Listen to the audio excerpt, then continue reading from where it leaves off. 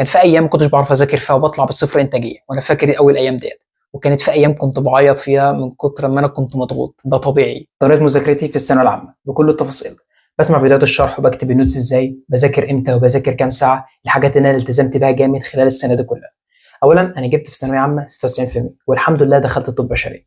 فانا عارف ان الفيديو بتاعي طلع لك من كام فيديو بيتكلم عن الثانويه العامه، بس ايه رايك نراهن على الفيديو دوت ونسمعه لحد اخر دقيقه؟ وانا والله العظيم قافل اعلانات من على كل فيديوهات القناه، يعني مفيش حاجه هتضيع وقتك ولا اي حاجه هتديك ذنوب خالص.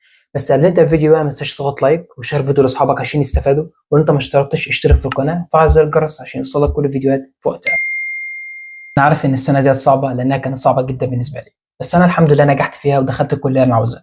فانا عاوز في الفيديو دوت احكي لك عن كل التفاصيل، من طريقه المذاكره، بذاكر امتى، بذاكر كام ساعه، الملخصات، إيه الفيديو ذات نفسه انت بتذاكره ازاي وتكتب الملخصات بتاعته ازاي، كل التفاصيل بتاعته. الفيديو قلنا مفيش فيه اعلانات، فعاوزك كده تقعد معايا اكننا اصدقاء بنتكلم مع بعض.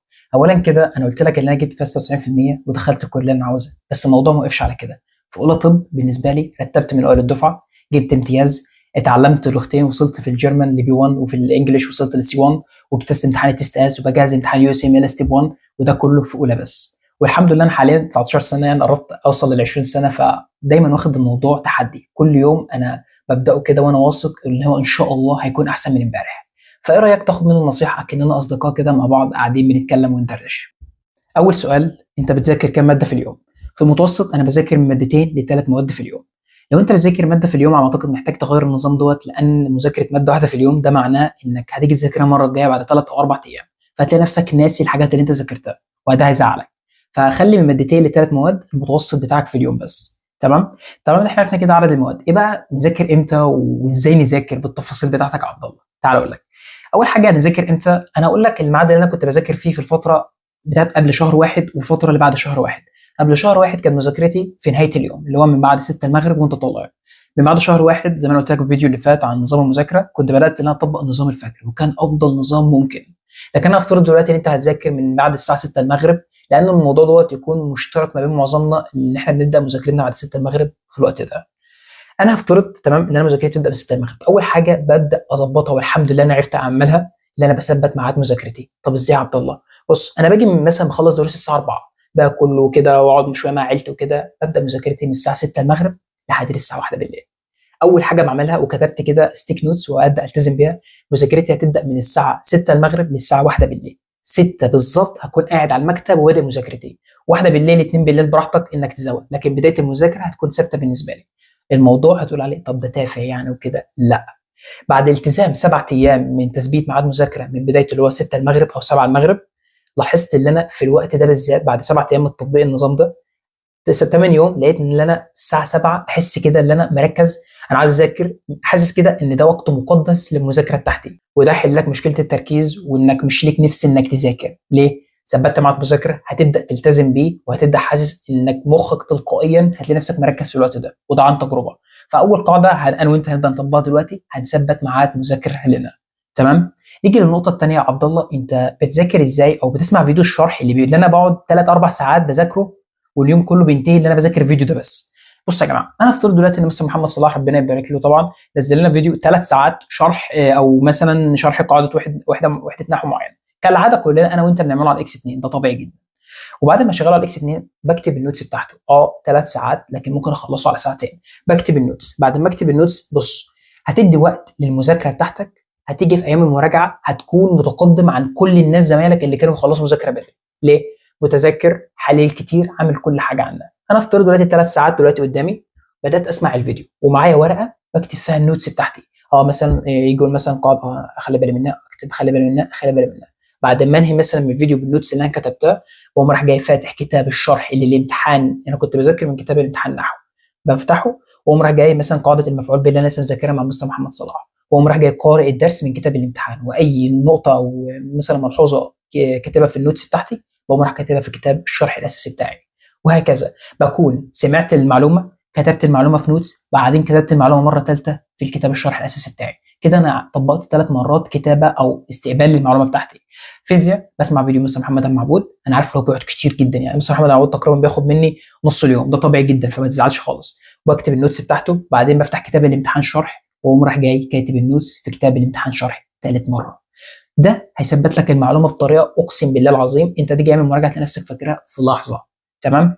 انا عارف السؤال اللي في بالك، انا بقعد في مذاكره المحاضره 7 او 8 ساعات وده بيخليني في اليوم بس بذاكر ماده واحده. ايه الحل للموضوع؟ اسمع مني يا معلم. انا دلوقتي مثلا مستر محمد معبود نشر فيديو شرح لدرس معين في الفصل الثاني، مده الفيديو ساعتين ونص. بتقول لنفسك الساعتين ونص دايما كالعاده بخلصهم في 7 و8 ساعات. خد الطريقه دي. الفيديو دلوقتي قدامي مدته ساعتين ونص، شيل النوتس شيل الورق، بسمع الفيديو اللي مدته ساعتين ونص وبقعد كده اركز في يعني افهم الشرح كده من المستر. بعد ما اخلص الشرح بتاعه اللي هو مدته ساعتين ونص بجيب معايا ورق ونوتس وبشغل فيديو على اكس 2. اي نوتس مثلا او اي حاجه بعملها بكتب وراه، يعني تقريبا باخد منه نص ساعه بعد ما اشغل فيديو على اكس 2 واسرع كده مثلا يجي يكتب، فانت فاهم بعمل سكيب كده النقط المهمه، واي نوتس بكتبها على السبوره بكتبها معاه كده تقريبا 3 ساعات وربع. باخد النوتس ديت اجي افتح كتاب الامتحان شرح اكتب النوتس ديت تاني في الكتاب الاساسي تقريبا نص ساعه. يعني المحاضره ساعتين ونص خلصت معايا على 4 ساعات الا ربع مذاكره بكتابه نوتس في كتاب الامتحان. خلص الموضوع. اقول لك بقى انت كنت بتعمل ايه؟ تفتح فيديو الشرح قدامك وكل ما المستر يقول لك هنكتب ملحوظه جديده بتوقف الفيديو وتفضل تكتب الملحوظه وراه وبعدين تكمل فيديو. كل ما يقول لك ملحوظه تكتب الملحوظه وراه. تفتح مثلا كتب حاجه على السبورة تكتبها وراه. هتلاقي ان الفيديو ساعتين ونص قفل معاك على 5 ساعات، تيجي تقرا ملاحظات 6 ساعات، تيجي مثلا تكتب الملاحظات 7 ساعات. انت فاهم؟ وبتكون في الاخر طالع من الفيديو وانت ما انتش فاهمه لانك كل شويه توقف الفيديو وما ربطتش الفيديو على بعضه. خد الطريقه ديت هتنفعك زي ما كانت انا كنت بطبقها والله العظيم ونفعت معايا، والكلام كله عن تجربه. كده حلينا مشكله ان الفيديو او فيديو الشرح يقعد معايا 7 او 8 ساعات. نيجي بقى لسؤال، انت كنت بتذاكر كام ساعه؟ في المتوسط انا كنت بذاكر اقل حاجه 5 ساعات واقصى حاجه بتتراوح، يعني مثلا لو كان بكره ورايا امتحان ممكن اذاكر 8 او 9 ساعات. لو مش ورايا امتحان بكره وبكره يعني مثلا يوم دروس عادي اقصى حاجه 6 7 ساعات مفيش مشكله خالص. وهاجي اقول لك ان الفكره كلها انك تستغل الساعات صح. ممكن تلاقي واحد صاحبك بيذاكر 3 ساعات وانتاجيته احسن منك. ازاي؟ تعال اقول لك بقى طريقه المذاكره في الساعات ديت. انا قبل ما ابدا ال7 ساعات المذاكره بتوعي او كمثال مثلا 5 ساعات مذاكره بتوعي بجيب التو دو ليست ديت، هتلاقيها في جروب التليجرام بتاعنا او ابعت لي رساله على الانستا وانا ابعتها لك مفيش مشكله خالص. بعد ما اجيب التو دو ليست ديت بكتب قبل ما ابدا ال5 ساعات بتوعي بكتب التاسكات اللي انا هبدا اشتغل عليها النهارده. كمثال مثلا مذاكره درس في الهرمونات، مذاكره درس في الفصل الثالث فيزياء، مع مثلا حفظ كلمات يونت معين في الانجليزي. ده كده التاسكات اللي تنفع لليوم، ما تزودش عن كده. هتزود عن كده هتلاقي نفسك اصلا مضغوط. بعد ما عملت التاسكات ديت اول حاجه مفيش حاجه اسمها مذاكره بومودورو للثانويه عامه. ارجوكم مفيش حاجه اسمها مذاكره بومودورو. صديقي انا بقوم راح بادئ التاسك ولما اخلص التاسك باخد بريك. بمعنى لما خلصت مثلا الدرس الهرمونات مذاكرته وبعد ما احل عليه شويه اقوم راح حاطط كده الورقه وعينها واقوم مثلا ممكن اشرب ميه، ممكن العب شويه بلانك ده كان يعتبر اكتر صديق ليا في ثانويه عامه. اولا فايدته بيريح لك عضلات جسمك بعد ما تكون قعدت كتير، فايدته انك بيريح لك اعصابك وبيريح لك حالتك النفسيه. اثبت علميا ان البلانك بيريح حالتك النفسيه وده مهم جدا للثانويه عامه. قوم راح جاي مكمل التاسك اللي بعدها. لكن انت هتقعد لي كل شويه 25 دقيقه مذاكره مع 10 دقائق بريك، انت كده مش بتذاكر، انت كده هدفك انك تاخد بريك مش هدفك انك تخلص تاسكات. اول ما تخلص تاسك خد بريك. والله العظيم ده افضل حاجه للثانويه عامه. واللي يقول لك بموضوع حلو الثانويه عامه كنت عاوز اجيب حاجه كده تضربه بيها، بس لا احنا محترمين مش هنقول حاجه كده في فيديو. تمام، هنقص النقطه ديت في فيديو. اديتور شيل النقطه ديت. كده انا عرفتك بذاكر امتى وبذاكر كام ساعه وطريقه مذاكرتي، ولو الفيديو طويل ايه حل الموضوع. نيجي بقى لاهم حاجه واللي يعتبر ده كان يعتبر 10% من السبب اللي انا عرفت اوصل للمجموع والكليه واللي ربنا وفقني في الثانويه عامه. ال 90% علاقتك مع ربنا.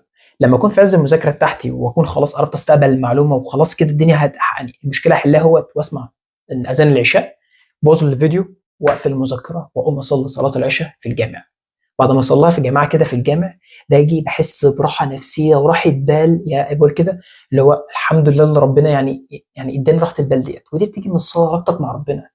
بقرا ورد القران اليومي بتاعي، صلاتي في الجامع جماعه، كده انت كده مرتاح نفسيا وربنا هيوفقك مع مذاكرتك والتزامك بمذاكرتك. اقسم بالله العظيم ما في اي حاجه تانية هتحتاجها.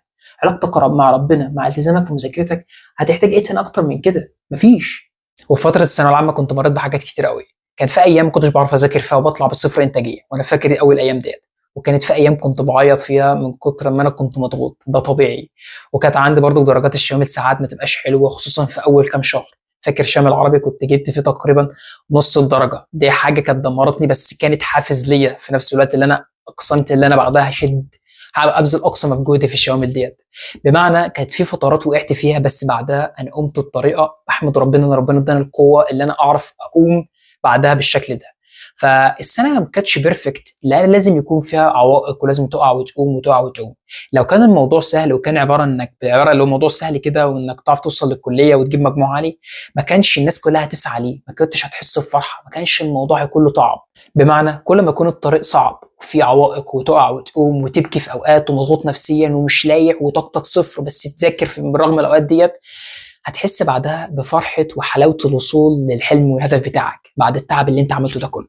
فاتعب واسعى لان حلمك يستاهل تعبك. تعرفوا ان الجاكيت اللي انا لابسه دوت عيطت في اوقات كتيره جدا في نفس المكان ده لما كنت في ثانويه عامه. كنت اما اجي اتضغط واحس ان انا مراكم وجيب درجه سيئه جدا في الامتحان، باجي في المكان ده وافضل اعيط كتير، اللي هو ايه ده انت بتعمل ايه، مش عارف، واحط الزعبوط على دماغي كده. لكن انا دلوقتي جاي بحط الزعبوط ده على دماغي وانا بحكي لكم عن تجربه عدتها والحمد لله نجحت فيها، والحمد لله بنجح في الحاجات اللي جايه. فانا بحب كده نكون كوميونتي وعائله مع بعض. انا مش بحاول استغل والله العظيم ايه الاعلانات ولا فايده من الاعلانات ولا فلوس اي حاجه، انا قافل اعلانات من على الفيديوهات. بمعنى ان انا هدفي ان احنا نشارك مع بعض وافيد حد. كومنت من حد يقول لي انا استفدت من اللي انت قلته وربنا يبارك لك، ده الكومنت اللي انا بيخليني اللي ابتسامه مرسومه على وشي طول اليوم. انتوا متخيلين احنا هنا كوميونتي وعيله مع بعض. تنساش بقى اللايك والاشتراك والكومنت بتاعك الجميل، ولو عندك اي سؤال اعتبره صديقك وروح على الانستجرام وعندك بيج الفيس، يعني احنا عيله مع بعض هنا. اتمنى اكون افدتك وما ضيعتش وقتك. انا عارف ان الفيديو طول مني بس كان محتاج اعلانات دلوقتي ده. الاعلانات مقفوله، مفيش حاجه هتضيع وقتك ومفيش حاجه هتاخد ذنوب، فاضغط على اللايك اللي هو بجد بقى، انت ضغط على اللايك لانك كده مش هتاخد اي ذنوب لو الفيديو انتشر. احنا عيله مع بعض. سلام، عشان ده اذان الفجر هنقوم نصلي في الجامع يا جماعه ونبدا اليوم بتاعنا بقى من مذاكره وكده. يلا اشوفكم ان شاء الله في فيديو جديد. سلام.